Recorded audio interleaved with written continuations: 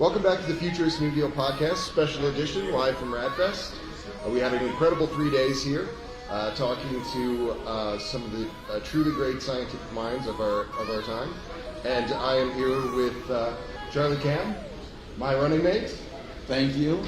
It's an honor to know you, sir. You're an inspiration to everyone who knows and loves you. And I'm so pleased to be working with you in this capacity. And I'm here with Gennady Stolyarov, the chairman of the United States Transhumanist Party. And we're going to talk a little bit about RAADFest and also talk a little bit about what's going on in the USTP now and in the future. What are your impressions of RAADFest, gentlemen? Today was our final day, and we had the last panel. I thought was magnificent. The steering committee. What did you think? What did you think about the presentations of the day?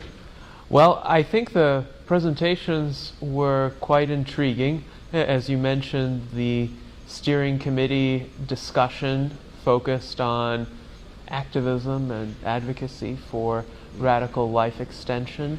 And before that, we had a great video by Charlie.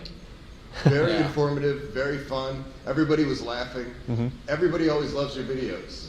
Do you have any previews of what you might be thinking of for next year already? I know it's very early. Yeah, it's about this presidential candidate who gets assassinated. No, I'm kidding. I'm joking. I'm joking. You can't joke like that. No. You know, I got all sorts of possibilities, but we'll see. It's always fun to come to RAADFest. It's incredibly informative. And but what's good about this type of convention or fest is that it is also a festival. They do, like Maria Entregas sings, to open it up, and she's a beautiful voice. There's all sorts of. It keeps it from being boring, and yet still it has some amazing information and presenters. So for me to be a participation or to be able to participate in it is just. It's fun, but it's also it's kind of an honor and a privilege in a way. So yeah, I mean I enjoyed it. I'm glad you liked the film. It seemed like a lot of people did. So I want to do different stuff. Mm-hmm. And of course, to me, the highlight of the day was our announcement regarding the presidential primary election and your acceptance speech. Yes. It was nice. It went well. Mm-hmm. Nobody dropped their tie in the punch bowl. No, it went really well. I was really pleased. With that. I looked up and I had 30 seconds left, so I was a little surprised that I let time get away from me. But this presentation, and we basically had two pressers this morning because we had our meeting, which was also filmed. Yes. And there was some press there and some conversations of this kind.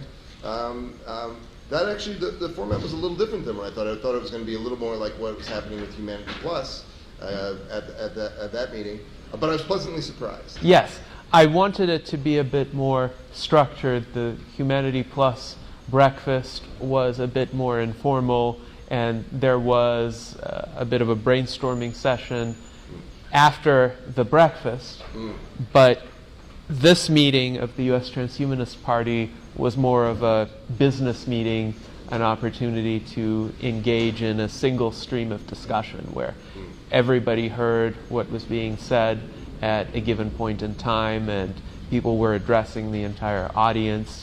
We had documentary filmmakers present, and I think this follows a historic pattern of transparency of the U.S. Transhumanist Party, where our deliberations are out in the open.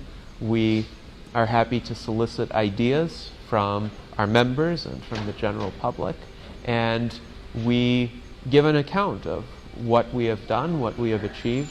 As I stated at the onset of that meeting, I believe that the USTP has achieved the objectives that I set out during the last meeting at RAADFest 2018.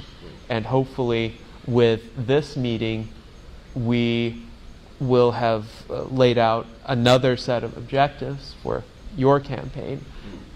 And this is somewhat flexible in terms of the concrete actions that we're going to be taking, but the overarching goal is to achieve the kind of visibility that Zoltan Istvan achieved during his 2016 presidential run, and hopefully even exceed that. So we've been discussing some ideas informally that might help realize that purpose. Yeah.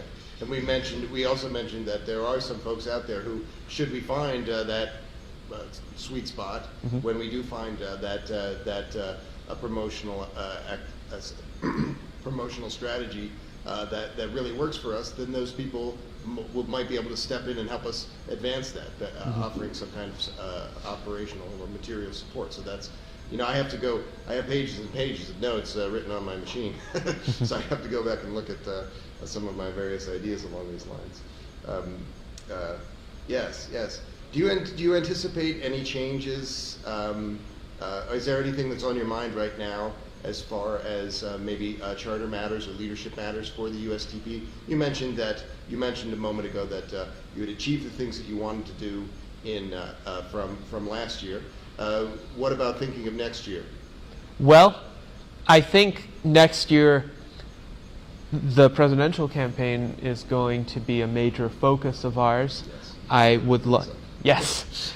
I would like to find other candidates to endorse for other levels of political office as well, because while the presidency is primarily an educational campaign, I do not rule out the possibility of one of our members getting elected to a local office. No, nor do I. Sometimes there's a situation where the mayor is leaving and the mayor was elected and the lieutenant mayor might be appointed. That sort of thing is sometimes a way to, or an election, an uncontested election. Yes. That's the sort of thing where we can just start tracking where all the uncontested elections are, and then we have now we have a list of 20 people that just got elected with no budget. It's a nice, because it is largely about giving the impression that this is what we're doing, and that seems to be the path of least resistance in some ways to those kinds of things. Yes, I agree. We should try to find the low-hanging fruit, the achievements that may be readily attainable without vast financial expenditures or a lot of struggle. Certainly, we're not going to be able to take on a well-established, well-funded incumbent from one of the major political parties in a given position. But as was discussed during our meeting, we are able to endorse independent or nonpartisan candidates for office. An endorsement is fairly easy to do, and it can be done by a non-monetary organization. It can be done with a vote of our members. And the voting can be structured according to our internal rules. It doesn't have to be, and indeed I would prefer for it not to be, a formal election overseen by the local governing bodies like the Secretary of State or the county supervisor, because that would just be unnecessarily restrictive. But that's the beauty of being able to issue an endorsement. Technically, you or I could endorse someone as individuals, and any organization can endorse a candidate, but what gives the Transhumanist Party this ability to really shift the discourse is the reputation that we have built up, the image that we have built up over the years in advocating for emerging technologies and spreading educational information, in engaging in activist projects. Well, we talked a bit about in my acceptance speech. I mentioned in passing the coffin bus, the immortality bus, and we've had conversations about continuing that strategy in some other iteration. I know that I've had conversations at some length with C.H. Anthony, the secretary of the Arizona Transhumanist Party. He's prepared to drive around the country in support of this organization as well, and he also has the know-how to turn an ordinary vehicle into something that kind of looks like that. There were other things that were discussed. Can we brainstorm a little bit about other ideas for publicity stunts? Maybe the electric car notion, or is that? Yeah, well, that's what I was suggesting earlier. I mean, it's we don't know if that's possible yet, but the idea was that when Zoltan did the coffin bus, which was clever and it got a lot of attention, obviously we don't want to do the same thing, that would be too redundant, but what if we did something that strikingly different, where it's futuristic, in that we somehow get the Tesla tour and get several Teslas to travel in kind of a group, and of course those are automated drivers, so it's even easier, but it really kind of expresses our whole desire to embrace the future and the future technology. But again, that's just, we're at the nascent stages of brainstorming, and whether that'll ever happen, you never know. Well, we do have 1 or 3 things in the Futurist New Deal for America platform that could be quite easily construed as endorsements of undertakings in the Musk organization, including talking about these satellites that would be transmitting data for all around the world. That's something that we want to see as soon as possible. I feel that could change the face of the developing world in some ways. Those technologies and other organizations working on that. But I digress. Gennady, what would you like to see from us moving forward in arranging this campaign and all of these particulars relating to press and publicity, relating to other strategies? Yes. Well, I think the campaign should pursue a steady course of outreach. As I've said, I think we've tapped into the possibilities within the already existing transhumanist movement, and now it's time to seriously grow the movement. And that means engaging with people who are new to these ideas, or people who are potential allies but have not explicitly considered themselves to be transhumanists before. So your path of interviewing various visionary thinkers is a worthwhile one that you should definitely continue on. Also, now that you are the candidate, I expect you will be approached by more media sources, as has already been the case. That's already been the case, yes. And a little easier for me to be approaching them as well. Mm-hmm. Yeah. Yes, indeed. Yes, indeed. So that's another opportunity to spread our message.